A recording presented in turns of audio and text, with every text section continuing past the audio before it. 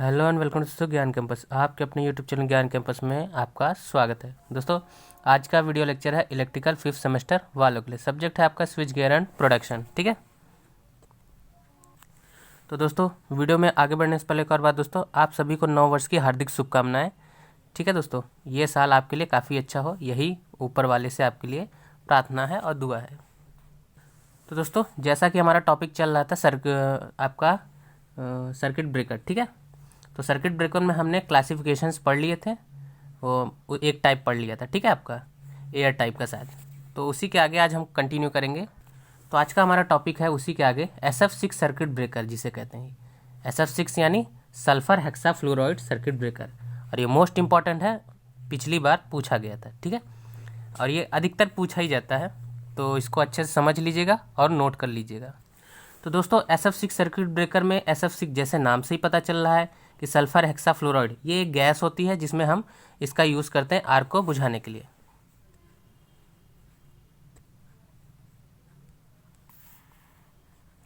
तो दोस्तों इसको हम डिटेल में पढ़ेंगे आगे। ठीक है, तो वीडियो शुरू करने से पहले एक और बात दोस्तों, वीडियो अच्छा लगे तो लाइक कीजिएगा, चैनल पर नए हैं तो सब्सक्राइब करके बेल आइकन प्रेस कर लीजिए ताकि फ्यूचर में आने वाले ढेर अपडेट्स आपको सबसे पहले मिल सके। चलिए शुरू करते हैं आज का लेक्चर बिना किसी देरी के साथ। ठीक है, जैसा कि SF6 आप हेडिंग डाल लीजिए।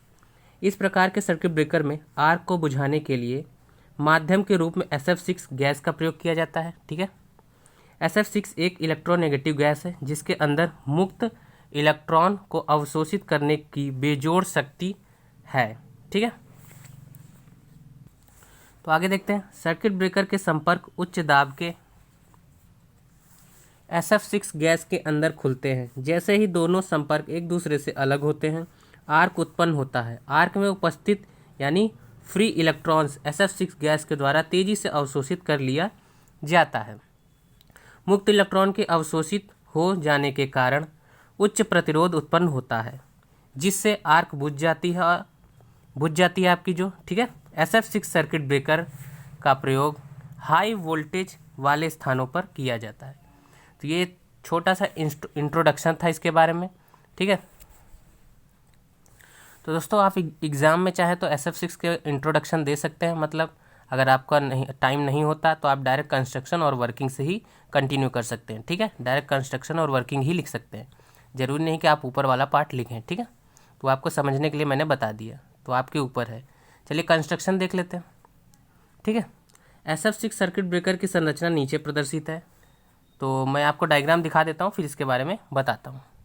तो जैसा कि आपको यहाँ पे डायग्राम स्क्रीन पे शो हो रहा होगा, स्क्रीन पे देख सकते हैं आप। ठीक है, तो यहाँ पे आपका दिया है insulated for opening moving member chamber. ठीक है, ये मेंबर हो गया, चैम्बर यहाँ पे होगा। ठीक है, तो यहाँ पे साइड में आप देख सकते हैं, सॉरी मेंबर ही होगा। ठीक है, इधर आपका आगे दिया हुआ मूविंग मेंबर। ठीक है, और आगे आप देखेंगे कॉन्टैक्ट्स लगे हैं जो आपके जहाँ पे आर्क वगैरह उत्पन्न होती है। ठीक है, आप नीचे राइट साइड में देखेंगे तो यहाँ पे फिक्स्ड मेंबर लिखा हुआ है आपका। फिर आर्किंग हॉर्न है एक, जहाँ आर्क उत्पन्न होती है तो ये हॉर्न आपका इंडिकेट करता है। ठीक है, इधर ऊपर देखेंगे SF6 गैस इनलेट है। ठीक है, नीचे आपका आर्किंग चैम्बर है। ठीक है, जहाँ पे आर्क इकट्ठा होती है। फिर यहाँ से गैस इनलेट यानी गैस आपकी इनलेट यानी अंदर आती है, और ये गैस आउटलेट यानी आपकी गैस बाहर जाती है। ठीक है, तो यहाँ गैस आती हुई आपको अंदर दिख रही होगी कॉन्टैक्ट के पास, जहाँ पे ये कॉन्टैक्ट लगे हुए, तो आपको गैस आएगी यहाँ पे बुझा देगी। लेकिन गैस जब बुझा देगी आर्क को, तो उसके बाद उसको आउटलेट भी तो ज़रूरी है। तो यहाँ पर आपका देखेंगे चैम्बर भी बना हुआ है। ठीक है, तो आइए इसका कंस्ट्रक्शन डिटेल में देख लेते हैं। तो कंस्ट्रक्शन में अगर आपसे पूछेगा कैसे लिखना है तो मैं आपको बता देता हूँ। SF6 सर्किट ब्रेकर की संरचना नीचे प्रदर्शित है, जैसा कि हम पहले पढ़ चुके हैं। ठीक है, इसमें चल यानी मूविंग तथा अचल नॉन मूविंग कॉन्टैक्ट एक चैम्बर में होते हैं, या जिसे संपर्क भी कहते हैं। ठीक, संपर्क जिसे इंटरप्शन चैम्बर कहते हैं। ठीक है, इस चैम्बर में SF6 गैस भरी होती है। यह चैम्बर SF6 गैस के रिजर्वायर, ठीक है, रिजर्वायर जहाँ पे हमारी ढेर सारी गैसें भरी होती है, से जुड़ा होता है। ठीक है, जब संपर्क एक दूसरे से अलग होते हैं तो गैस रिजर्वायर से SF6 गैस हाई प्रेशर पर निकलती है। ठीक है, सॉरी दोस्तों लाइट नहीं ऑन थी। ठीक है, अब देख सकते हैं आप अभी। तो चलिए आगे देखते हैं थोड़ा सा। ठीक है, और आर्क के ऊपर प्रहार करती है यानी अटैक करती है। इस परिपथ वियोजक यानी सर्किट ब्रेकर का अचल संपर्क खोखले बेलनाकार धारा चालकता का संपर्क होता है, जो कि आर्क हॉर्न के साथ फिट होता है। ठीक है, आर्क हॉर्न के साथ आपका फिट होता है, जैसे कि हमने डायग्राम में आपको दिखाया था।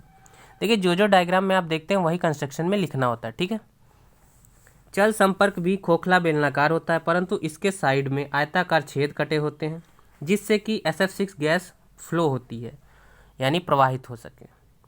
चल संपर्क, अचल संपर्क व आर्किंग हॉर्न के टिप यानी नोक पर, जिसे कहते हैं। ठीक है, कॉपर टंगस्टन के धातु से कोटेड होते हैं, जो कि आर्क रेजिस्टेंस पदार्थ होते हैं। ठीक है, चूँकि SF6 गैस अत्यधिक महंगी है, ठीक है, अतः इसके प्रत्येक प्रचालन यानी ऑपरेशन के पश्चात इसका किसी भी इंस्ट्रूमेंट यानी उपयंत्र के द्वारा शुद्धिकरण कर पुनः उपयोग में लाया जा सकता है। ठीक है, तो दोस्तों आप डायग्राम चाहे तो इसके नीचे बना सकते हैं या फिर पहले भी बना सकते हैं, जैसी आपकी इच्छा। ठीक है, चलिए अब इसकी वर्किंग देख लेते हैं, क्या होती वर्किंग। तो दोस्तों वर्किंग, ठीक है, सर्किट ब्रेकर के बंद अवस्था में गैस का दाब 2.8 kg पर सेंटीमीटर स्क्वायर होता है।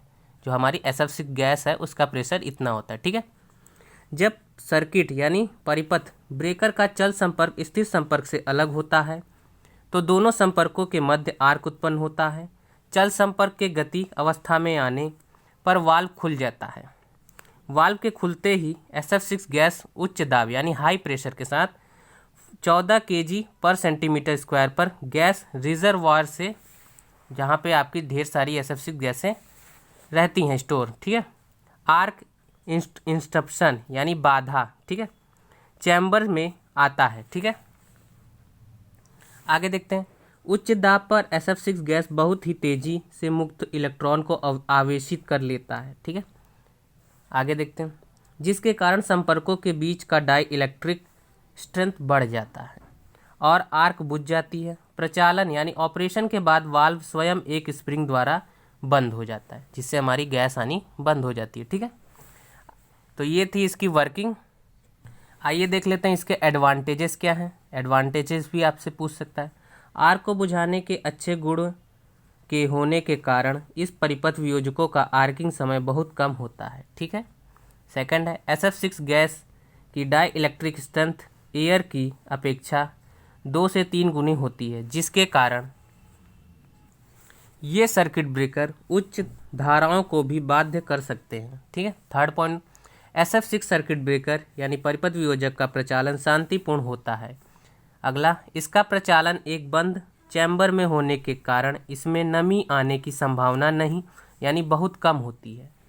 नेक्स्ट पॉइंट, इस सर्किट ब्रेकर में आग लगने का कोई खतरा नहीं होता क्योंकि SF6 गैस अज्वलनशील होता है। ठीक है, अब इसका डिसएडवांटेज देख लेते हैं। SF6 गैस का मूल्य अत्यधिक होने के कारण SF6 सर्किट ब्रेकर अत्यधिक महंगे होते हैं या पड़ते हैं।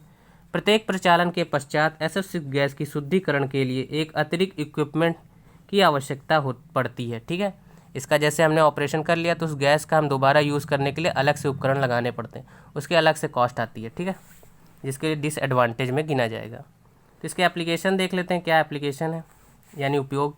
SF6 सर्किट ब्रेकर का प्रयोग उच्च धारा 60 kV किलो एम्पियर, ठीक है, तक व उच्च वोल्टता यानी वोल्टेज 50 से 80 kV तक के लिए किया जाता है।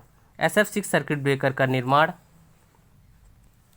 113 kV से 230 kV की वोल्टेज जिनकी पावर रेटिंग 10 MVA, ठीक है, से 20 MVA के लिए किया गया है। इनका आर्किंग समय 3 साइकिल से भी कम होता है। ठीक है, तो इस प्रकार हमारा आज का टॉपिक एंड हुआ यहीं पे, और इससे देख के आप नोट्स भी बना सकते हैं। ठीक है, कोई क्वेरी हो तो कमेंट कर दीजिएगा। वीडियो ज़रा भी यूज़फुल लगा तो लाइक कर दीजिएगा। मिलते हैं नेक्स्ट वीडियो में, तब तक के लिए जय हिंद, जय भारत। Thanks for watching.